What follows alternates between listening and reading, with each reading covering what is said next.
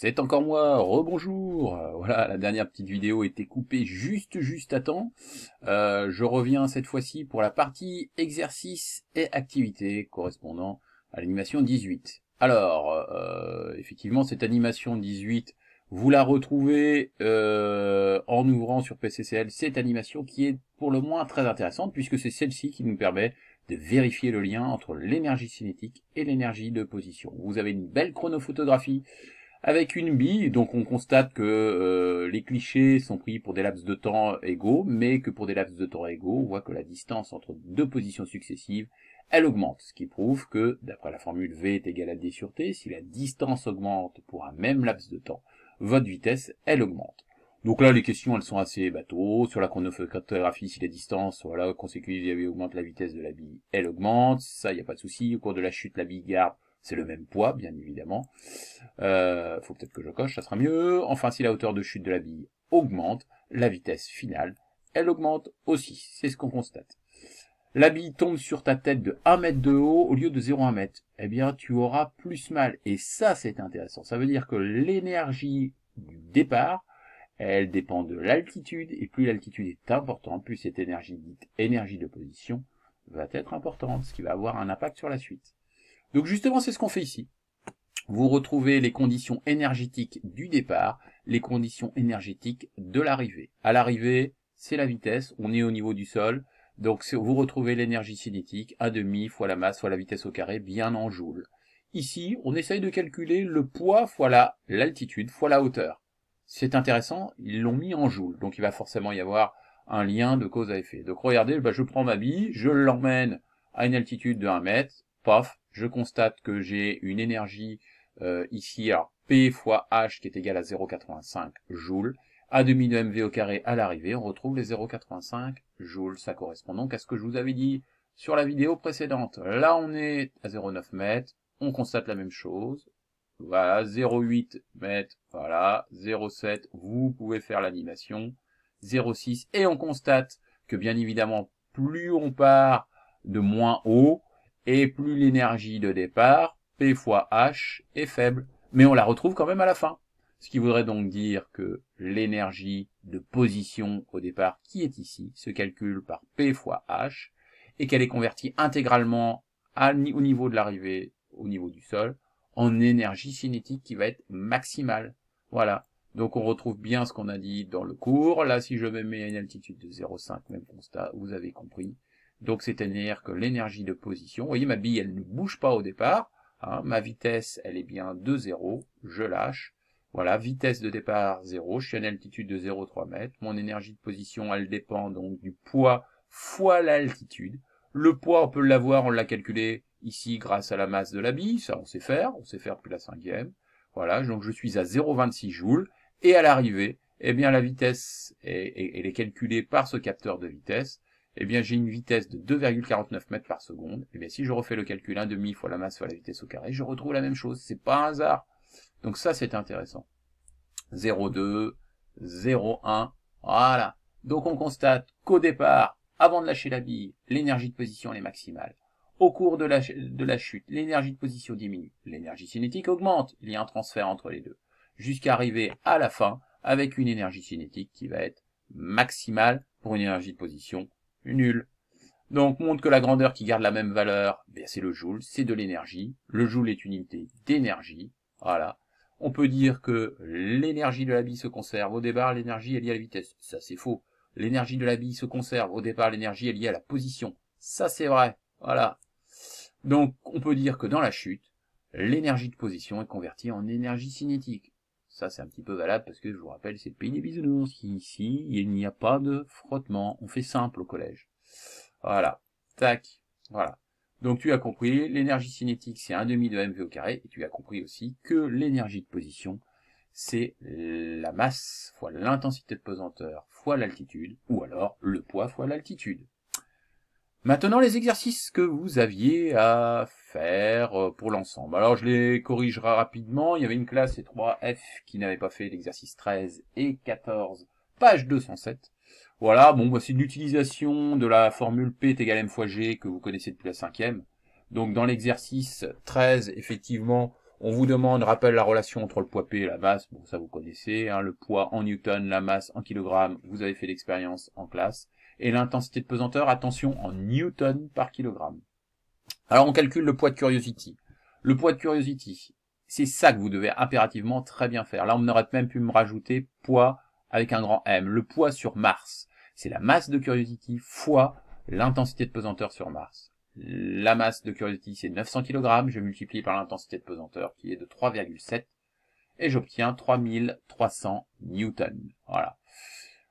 Si je fais le calcul sur Terre, eh bien, grosso modo, ça revient multiplié par 10, ça serait donc 900 fois 10, on serait aux alentours de 9000 newtons. Donc, bien évidemment, le poids de Curiosity est supérieur sur Terre. Pourquoi? Parce que la Terre est un astre qui est plus massif, plus gros que l'astre martien. Voilà. Exercice 4. Bon, c'est facile, ça, les petits cinquièmes, ils y arrivent bien. Élise monte sur une balance, celle-ci indique 55 kg. Sa masse, elle est de 55 kg. La masse ne dépend pas du lieu où l'on se place. Elle est toujours la même. Que vous soyez sur la Lune, sur Mars, où vous voulez, votre masse, elle dépend du nombre d'atomes qui vous composent, c'est donc 55 kg. Le poids d'Élise, donc c'est poids est égal à masse fois l'intensité de pesanteur. On est sur la Terre, donc 55 fois 9,8. Et on trouve 5,4 10 exposant 2 newtons. Voilà. Question les bateaux derrière, c'est juste pour voir si vous confondez plus masse et poids. La masse d'Élise, elle est dans le texte, elle est de 55 kg.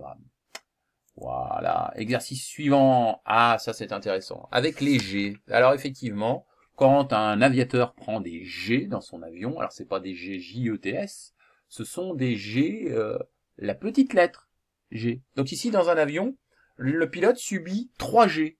Eh bien, ça veut dire que vous reprenez votre formule, et au lieu d'avoir P est égal à M fois G, c'est P est égal à M fois 3G. C'est-à-dire, comme ça, votre poids, vous avez la sensation qu'il est multiplié par 3.